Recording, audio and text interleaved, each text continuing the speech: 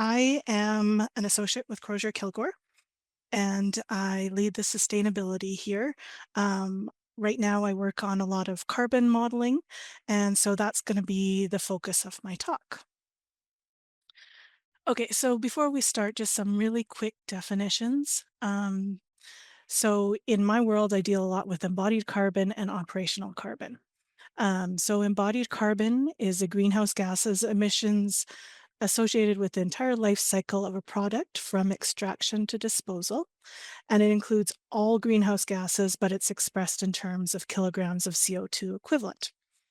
So you can see in the little picture down here, we start from extraction all the way to landfill or recycle. And the only thing that embodied doesn't cover completely is in the operating. And so the operational carbon is the GHG emissions generated by a building's day-to-day energy consumption. So the heating, the cooling, refrigerants. Okay, so material choices. It's not so simple anymore. Um, it used to be very simple. We only had to look at a few things. Now we have to look at a lot. So what are those things? Of course, cost and budgets are always front and center. It used to be the main driver.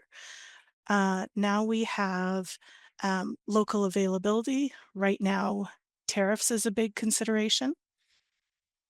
Recycled content has been around for a while now, but that also is a consideration. We might have performance or durability specifications that we have to meet. We might have, as I said, the embodied carbon thresholds related to policy requirements. Climate resilience and energy. This is a big thing that more and more materials you're considering about. And then also, if you deal with third-party certifications like LEED, you're looking for those environmental testing and documentation when it comes to choosing materials. So there's lots of jurisdictions and programs that are requiring embodied carbon reporting and or reductions. These are just a few of them. So the Government of Canada, they have their greening government policy. And what they're saying is they want all their Government of Canada operations net zero by 2050 and enhance its climate resilience by 2035. They want to use 100% clean energy where available and have a 30% reduction in embodied carbon. So previously, the policy, when it came to embodied carbon, they were mainly focused on ready mix concrete. Just a few weeks ago, end of March, they released an updated version of the standard on embodied carbon in construction, and now they're including steel and rebar. So that's a big jump. There'll be a comment period, but right now there's a blackout period. So the person that wrote it, we can't buck in some of the committees I'm on. Then we also have some cities. So you've got Vancouver over here, and they have an embodied carbon standard, as does the city of Toronto. They have their Toronto Green Building Standard. And they both have voluntary and required embodied carbon thresholds. We also have the National Building Code. In 2025, you're going to have operational carbon targets, and they're projecting that in 2030, embodied carbon will also be included. LEED V5 was just ratified last week or the week before, and embodied carbon is a prerequisite now, doing an embodied carbon model. And then we also have the Canadian Zero Carbon Building Standard that a lot of federal grants require you to do. So how do we optimize our material choices?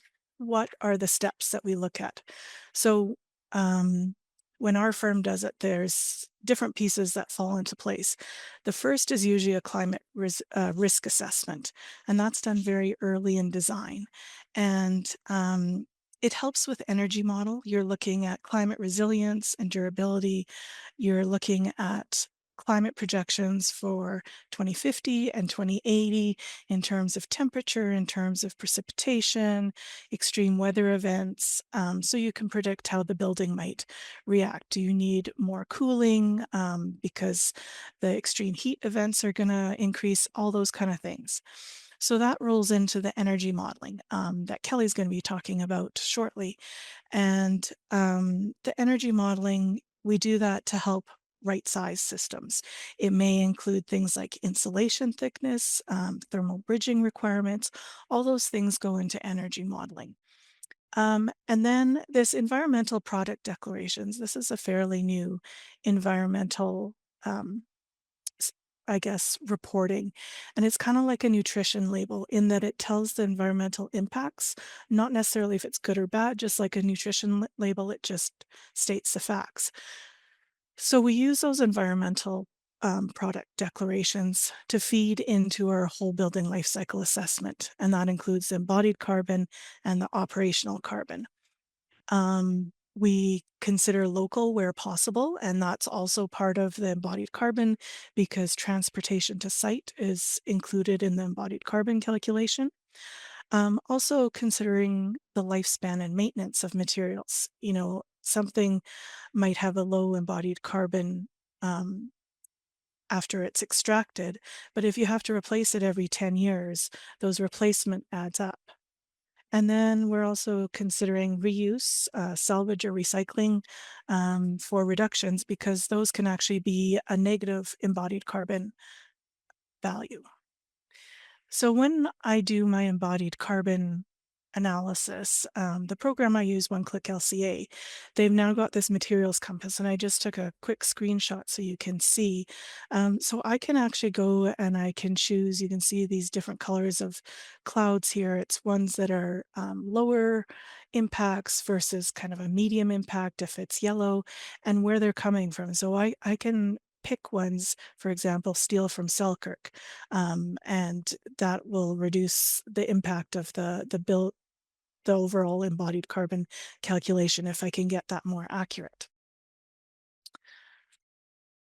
And then the last thing I wanted to talk about was some of the material advancements that are going on with materials. So concrete, there's lots of lower carbon alternatives, some at no additional cost, which is great for owners. Um, one of them is Lafarge's EcoPact, and they've got different levels. The first level they're saying is no additional cost. It's about a 20 to 30% reduction in embodied carbon. And with the concrete, this SCM is supplementary cementitious materials.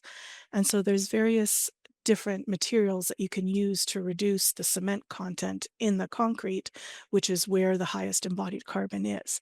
Um, so some of the advances are things like calcinated clay and coal ash reclamation. They've been using fly ash for years, but there's a limited supply with some of the coal plants going offline. So they're starting to take that bottom ash that they've buried and reclaiming it. Um, with steel, as I said, the government of Canada looking at reductions in steel embodied carbon. The blast oxygen furnace made steel is, of course, quite a bit higher in embodied carbon versus an electric arc furnace. So moving towards more electric arc furnace where you can have high recycled content as well is one of the advances going on there. Also, these short cycle biogenic materials. It's a fancy name for, things like wood that is in a lifespan of 5 years or less. So the cellulose, or it may be cattails, those kind of things are material advances in there. Then you've got some of the wood structure advancements, CLT, which is cross laminated timber and heavy timber buildings. And there are some in Winnipeg that have gone up that are CLT. And then the last one is the Government of Canada through the NRC and the Canadian Construction Materials Centre did a study where they surveyed AHJs across the country in, big and small, looking at what kind of climate emergencies and effects they're facing, and what can they do to help improve some of these more climate resilient materials. So that's an interesting study going on. Hello, everybody. I'm so sorry not to have been able to join you in person last week. Horrible time for Zoom to go down globally, but I am glad to be able to provide this video to cover the material that I would have presented in real life were I able to join you. My name is Jacob Deva Racusin. I'm with Builders for Climate Action. We are the team behind the BEAM tool, which is a material carbon estimation tool. And I'm going to take the next short little bit here to talk about the opportunities we have to reduce the carbon emissions of building materials and walk through how our tool works to help support making better material choices. So while it has been incredibly important and really critical, the efforts that the sustainable building community has made over the last generation or so to reduce operational energy and therefore the associated greenhouse gas emissions that come from the production of that energy in our buildings, that has been a critical part of the built environment's response to climate impact. However, it is insufficient to only look at operational energy and the emissions associated with operations. Not because it isn't important, it is actually critical. And we've done a fantastic job of not only reducing our energy loads, but transitioning more of this energy sources off of dirtier fossil fuel based sources to renewable energy sources, which goes an incredibly long way for decarbonizing the built environment, but not far enough by itself without also looking at the greenhouse gas emissions associated with the development of building materials and their construction. And when we look at the time frame that this graph is showing of when emissions are released during the lifespan of a building, when we start that clock at year zero of operation, we're not actually starting at zero of emissions because there's this whole plume of emissions that have been released in the production of all of the materials that go into the building, their transportation to a job site, and then the construction of those materials. And those emissions are quite large, particularly relative to the operational emissions as we build low load, lower energy consuming buildings, and that those energy sources are coming increasingly from renewable power. That shifts more of the total carbon impact into the emissions coming from materials. Those are also the earliest emissions that are released in the building's lifespan. So not only do they stay in residence longer over the life of the building, they're also the majority of the emissions released in the next 5 years as we're trying to pursue reduction goals by 2030, even the next 15 years as we're trying to produce net zero goals or zero carbon goals for the industry by 2050. It's those upfront emissions that are going to be some of the largest because the operational emissions accumulate year upon year upon year, decades into the future. So if we're trying to make near-term reduction goals and we're trying to reduce the overall carbon emissions and cumulatively over the lifespan of the building, these upfront emissions are really critical to address. We can see a building heads into its operational life with quite a carbon footprint if we have not done a good job attending to the emissions of building materials in the building process itself. So we're going to look at that with much more clarity in this next little session here. We developed the BEAM tool to be able to help understand the carbon emissions associated with building materials. And particularly when we're looking at lighter frame, low-rise buildings where the structural materials tend to be lighter than with mid-size or high-rise buildings, particularly in Part 9 construction, we find that the vast majority of the emissions of the whole lifespan of the building, excluding operations, tends to be in the production of those materials. So we really wanted to shine a lens on that to help builders and designers and policy folks and the whole industry have greater visibility to the impacts of those emissions and make better material choices. So that's what we're going to review. We designed this tool to explicitly be used by smaller project teams working in on smaller building sizes, very typical Part 9 construction. And so rather than having to use a BIM model or go through more complex technology solutions, we developed essentially a very pretty Google sheet. Quite literally, it's It is just a very sort of visually intuitive and attractive spreadsheet as the basis for being able to model out whatever or analyze whatever we need to around the building materials. And accordingly, we tried to keep the inputs going into that tool very, very simple. So on the front page, when we're entering information on the project, it's the basic project information, the name, location, project members, some material is essential here, and some is just if you want to save your project, some information about the project itself, including floor areas and the like. And those are used for calculating some of the metrics that we'll see at the end of the tool. The inputs around the building are very simple, generally area-based, like assembly inputs, not unlike a box model for an energy model. So really just putting in this or the general dimensions, typically an area, for the different major assemblies and components of the building. Those are the primary inputs for the building. And there's information here describing how to, what parts of the building are covered under a given input, and where those calculations are used throughout the tools. Lots of quick start information and user type information at wherever these little hands show up, as well as some links to more information throughout the tool. So we tried to make it as user friendly as absolutely possible. Then once you go through the various tabs of the spreadsheet, these tabs each correspond to a different assembly, corresponding to the inputs on that first page. And what we see here, for an example, we're looking at the exterior walls tabs. You have the project information at the top, so you know where you are. And you'll see in this case, the exterior walls, there's a bunch of different components to exterior walls. We're sort of in the middle of that page here, looking at cavity insulation. And so that's the cavity insulation category. Underneath that, we have all these different types of cavity insulations, some different spray polyurethane foams, cementitious foam, mineral, bats, fiberglass, so on and so forth. And then under each one of those, we see a list of different products. And some of these are industry average values in bold. Some of these are very specific products in plain text. Where there isn't an industry average in bold green, there's an average of a beam average calculated of all the different individual products within that category. So we have a few different levels of granularity of detail, whether it's an industry average or a product specific entry, categorized by these different types of materials within the installation category. And that's the overall organizational structure, so that at any point when you look into a given tab, you can see a direct comparison of all these different materials organized by each of these different assemblies. In some cases, like insulation, you may need a little bit of additional information. We need to know what the R value is to be able to calculate the emissions. We decided, let's go with the cementitious foam material. You simply click the selection box.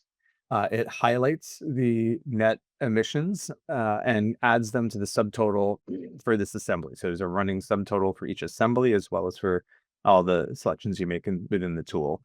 The emissions are each reported here. We report the gross emissions, the total emissions released into the atmosphere, as well as any viable biogenic carbon storage. So any value of photosynthesized carbon that's stored in the building material. And we break that into both short cycle and long cycle, meaning the time cycle of the lifespan of that biogenic carbon.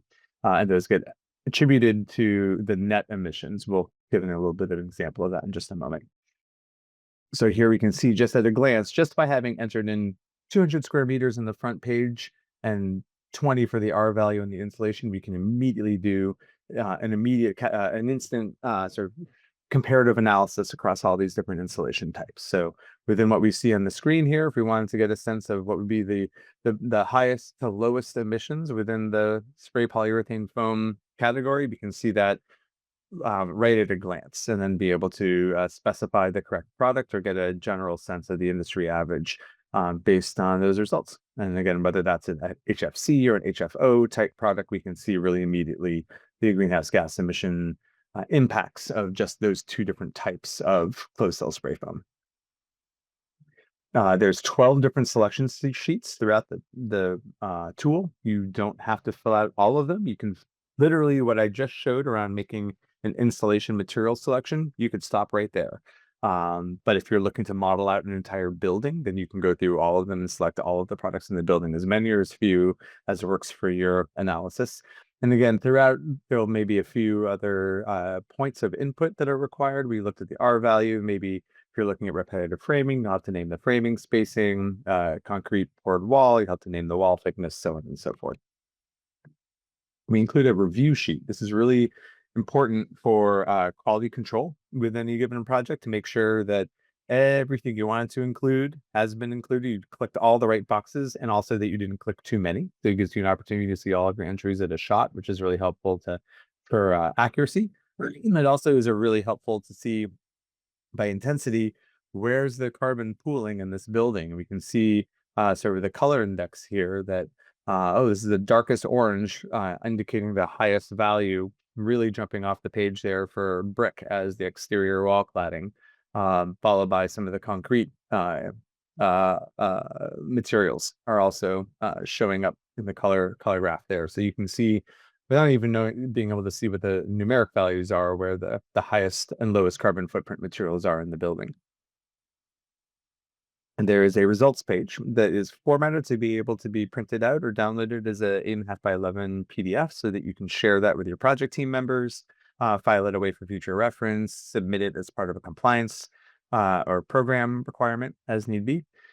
And that gives, we'll walk through some of the pieces there. So in addition to naming the project information from the front page, it gives a breakdown of the emissions for each of these different parts of the assembly. So again, at a glance, some of the built-in analytics, you can see really quickly where's the carbon showing up in this building. Clearly, the cladding and the footings and slabs are the majority of the emissions across all these different assembly types. So at a glance, you can get a good sense for where the carbon is or where the emissions are coming from. It reports out, of course, the total net emissions, which again are the gross emissions minus if there were any values for stored carbon, either the sort of the short cycle materials like materials coming from a waste stream or agricultural fibers or whatnot, or what we call long cycle carbon, which would be a tree which grows for a very long time, 30 to 60-year harvest cycle. You can break those into two categories to evaluate the carbon storage. In this case, there are no values there, so the gross emissions are the net emissions. And then what we see is when we divide that total by the conditioned floor area, we get an intensity value. So this is the 148 kilos of emissions per meter squared of conditioned floor area. We also look at total floor area. So if you had a garage or like an unfinished basement, unconditioned space, you could add that as well to get the intensity both for the conditioned and total areas of a given project. We also include for residences per bedroom metric as a proxy for occupant intensity. So rather than the intensity relative to the floor area of the building, it's to the number of people within the building using bedrooms as the estimate for that.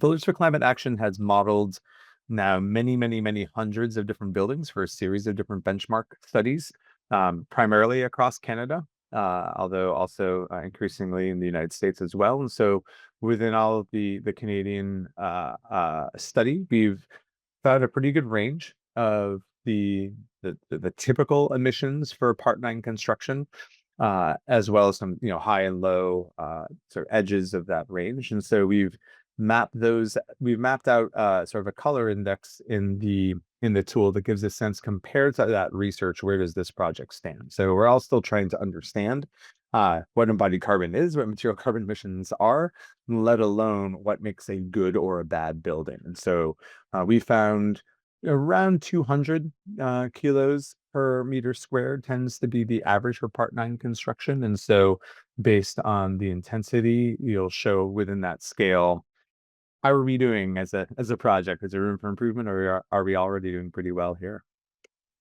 We'll also show where the highest emitting materials are within the project. So if you're keen to iterate and improve upon your results, you can hone in really quickly on where most of the emissions are showing up. And if there were carbon storing materials in this example, we would see them here as well. So just to talk for a little bit around some of the different types of analysis you can get out of the tool, and granted, we're just talking about our tool because it's the one we know very well and I think it does the job well, but this is good analysis no matter what tool you're using when you're trying to understand how to reduce the greenhouse gas emissions associated with building materials. In this case, we have a comparison to be able to look at two different projects, two different scenarios from the same project. So maybe that you have like a business as usual case that you would typically do, but now you want to start making some improvements. To be able to compare those side by each can be incredibly helpful to really understand, are the changes I'm making in a given part of the building. In this case, it looks like the exterior walls have gone from being emitting to actually a little bit of carbon storage. Maybe we switch to a bio-based insulation material. How big of a deal is that over the course of the entire project? So these types of comparisons become really valuable in making sure that we're investing our money in the most effective solutions, and that the solutions we are spending time and money on are really pushing the project goals for the way we'd like to see that.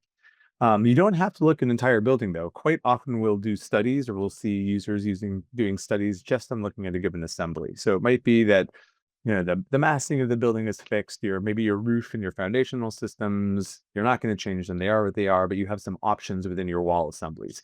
In that case, you can just do some direct assembly comparisons and assembly studies, which is fewer materials and fewer dimensions to input, so you can really hone right in. In this case, it didn't really matter what the total area is to use for any given thousand, in this case, square feet of area. You can compare these two different assemblies together to see how much of an improvement one could make. And in this case, the framing is staying the same, and the sheathing looks like it's shifting from OSB to plywood. The membranes are the same, but now we're switching our cavity insulation from fiberglass to a dense packed cellulose product, and from a foam board continuous insulation to a wood fiber board continuous insulation, and then changing up the cladding solutions for both sides of the wall. And then we can see by shifting to more bio-based materials that have sort of qualifying carbon storage values, we've dramatically reduced the emissions for the production of those materials. Of course, you can compare whole buildings to each other. This isn't a full list within the screenshot of all the materials, but gives the opportunity to expand that analysis out on a per line item basis. And in that case, now the quantities are very specific for what we actually expect to see in that building.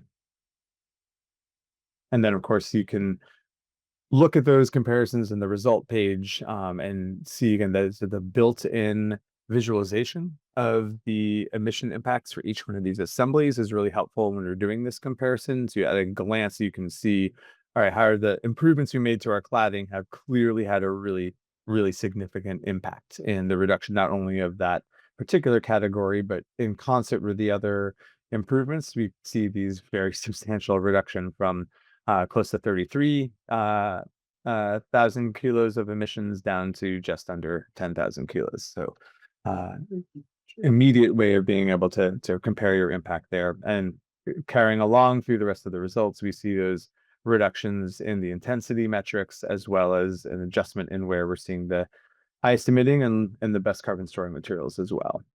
So the techniques you're looking for, one is just trying to find where the hot spots are. And so what we'd hate to see is folks spending a ton of time really trying to drill in on their ceiling material or their roofing, and really trying to, put in a bunch of time or money or research effort into reducing these parts of the building that actually aren't the biggest things to worry about. And so just by doing this initial scan for hot spots can really help us focus our attention and our resources into what parts of the building really deserve the attention and can give us the biggest reduction benefit for the buck or for the hour worth of time to make improvements.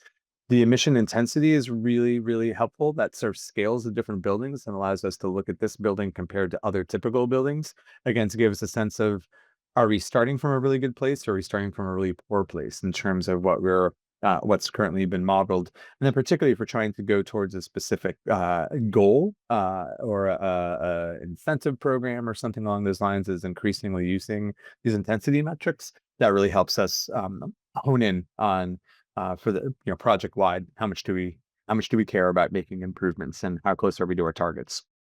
And this is much more useful for a whole building evaluation than a particular assembly. I should mention, while you can analyze just comparing material to material or assembly to assembly, that's not really till we get to the whole building scale that these intensity metrics are useful for us.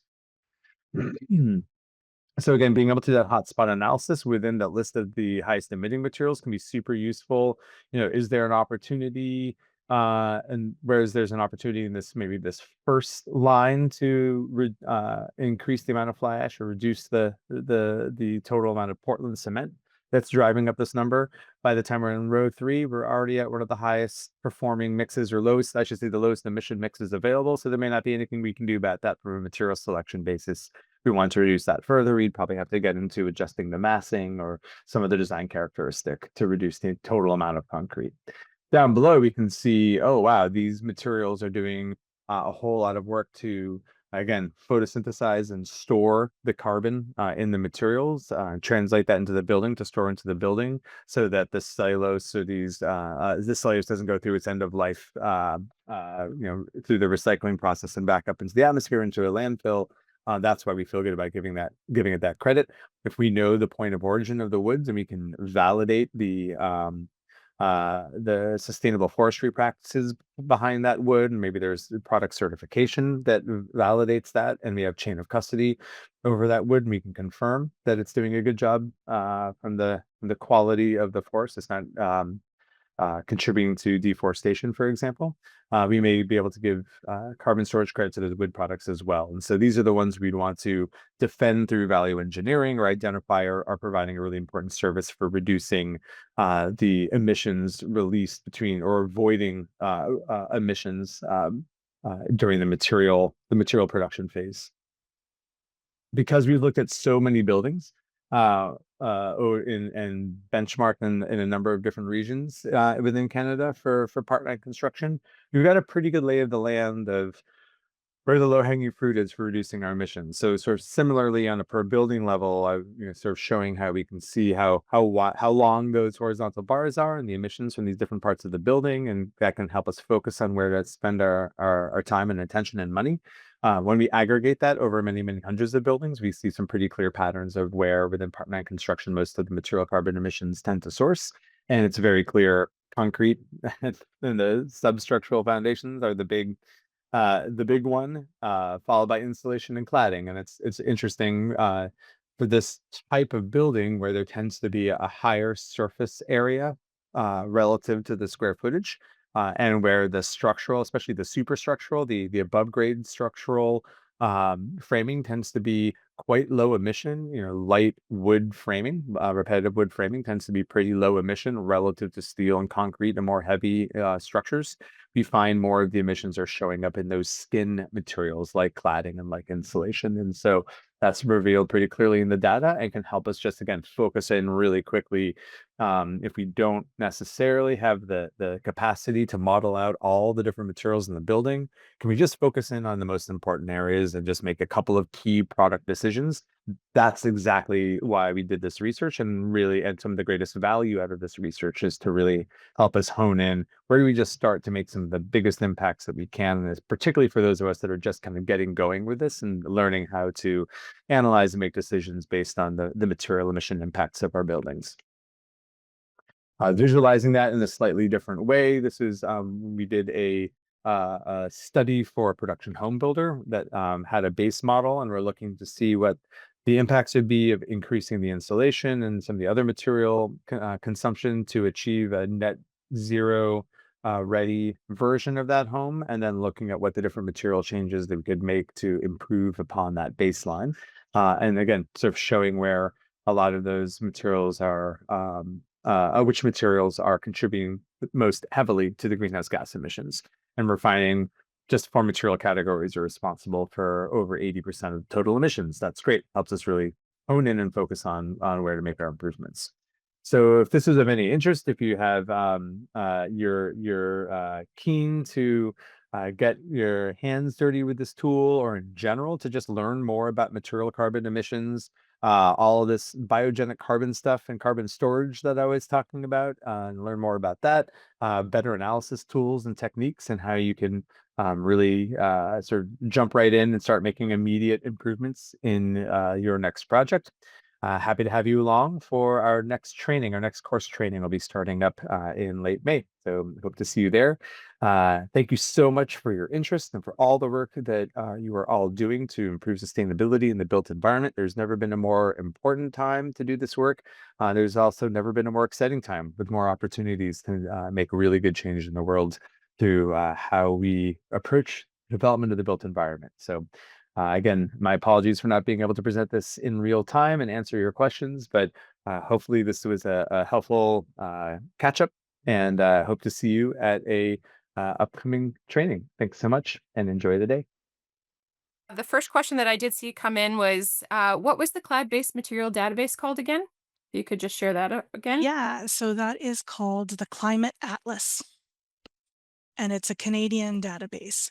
And so you can put in, there's a map, you can choose both First Nations, big and small, um, locations, cities, towns, and it comes up and it gives you the projected data for, uh, 2030 and or sorry, 2050 and up to 2080. So when we do our climate risk assessments, that's what we look at. It's quite interesting talking to some of these AHJs and what they're facing. So almost across the board from coast to coast to coast, um, high heat or elevated heat incidences have risen. And also, the precipitation overall may not rise throughout the year, but the extreme events have certainly gone up. So, isolated flooding events, all those kind of things, they're being seen right across the country. Yeah. Ugh. All right. So, what uses do calcinated clay and coal ash have? Are they just waste? So, the coal ash comes from the burning of coal to make electricity. And so when they burn the coal, um, the waste product, the fly ash comes off the top, and they've been using fly ash as a replacement for some of the cement for many years. But the heavier stuff, the coal ash, or they call it bottom ash, drops down. And so they have to do some processing to make it usable. But again, it is a replacement for some of the cement. Same with calcinated clay. And what's interesting with calcinated clay is there's a limited supply of coal ash as the coal plants go offline and more people are trying to reduce their embodied carbon in concrete. And the other place they're getting it is slag cement, and that's from the blast oxygen furnace in steel making. So both those are, reducing, going offline, whatever. So the supply is limited. But the calcinated clay, um, it it's found all over the world, and they can mine it. And so, it's easily accessible, it's right across the world, and it's the same thing. So, like, porcelain's made from calcinated clay, it's that very white, fine stuff. Depending how much they have to refine it to make it white, it could be really white, or in some areas of the world, it might be more brown. But again, it replaces the cement.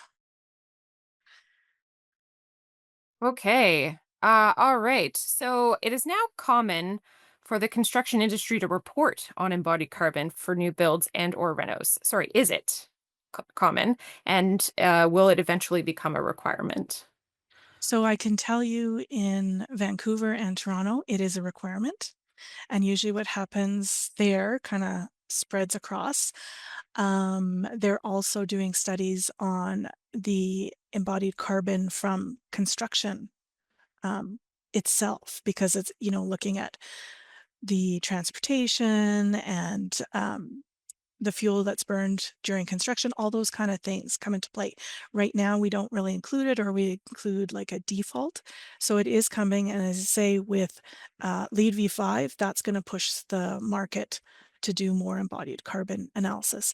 A lot of them, it's just you have to report it right now just to get people used to doing that. That's how Vancouver started. In order to get building permits, you had to first just produce embodied carbon report, an LCA. And then they started bringing in the reduction. So it's definitely coming. Yes, and lead version 5 was just approved in the United States, so that's part of the steps towards it coming here to Canada. That's right. Yeah. All right. So, in your experience, what or where are the biggest opportunities for reducing embodied carbon in buildings? What are a few materials or products you're most excited about to move the needle in the near future? So, a two-parter. So two-parter. One of the things is using less materials. Not necessarily substituting materials, but right sizing your designs. And there used to be like, a huge safety factor that people would put in. And so right sizing those structural designs is really important. That's one. Um, in reducing it in some of the bigger cities like Toronto and Vancouver, what they're doing is they're saying, okay, no basements, or instead of a two-story parkade underneath the building, only a one-story, or reducing the distance between floors, all again to reduce the materials used, specifically concrete. What excites me is the market for lower embodied carbon products is forcing producers, no matter what's happening on in the States, these manufacturers and producers are looking at ways to do the right thing. Doesn't matter what the government's doing or not doing. So an example is XPS insulation. It used to be the worst because of the blowing agents they used to make it. So what they did is they found less toxic blowing agents to make the same product, the same performance standards, and now it's as good or lower than Rockwool insulation that was always seen as like a really good alternative. So the needle is moving, definitely. Hooray. Hooray to moving needles Mhm. as long as they're moving in the correct direction. Yeah, Yeah. Okay. If there's no more questions for Kathleen, I do have to apologize about this worldwide Zoom outage that is happening right now. So we're like somehow still existing in a way that other people cannot. So I'm sorry. It's no one's fault, at least in this world. But we'll see what we can do about moving forward. So our next presentation was supposed to be at 3:15. And so I guess we'll just take a beat until then. Don't log off. If you're logged on, don't stay. log off. Yeah. So Again, not sure. Ugh, I not apologize, Laura. no, my gosh, Kathleen, not your fault. Wait, unless you're in charge of the Zoom infrastructure. Question, Oh Laura. yeah, Oh, please. Just sorry, Joseph from Albanese Insurance here. I'm just curious for embodied carbon reporting. yeah. I'm question about that. Um, but like, what is the insurances industry's role in this? Like, if you're building a new build, like insurance plays a factor. Have they started taking into account, in the underwriting, uh, to support embodied carbon reporting, to support climate resilience, climate adaptation? That is an excellent question. I will add that to my list. I've got contacts in Vancouver and Toronto that they're much farther ahead than we are in the prairies. And so these kind of questions probably come into play already. I know, like I said, Vancouver, they require it as part of the building permit. So I would think it probably has, if it's not already, it will come into play because it's a requirement to meet those standards. Same with Toronto. Um, but as I say, I don't know 100%, but it's a very good question. Something for you to think on. Yes, absolutely.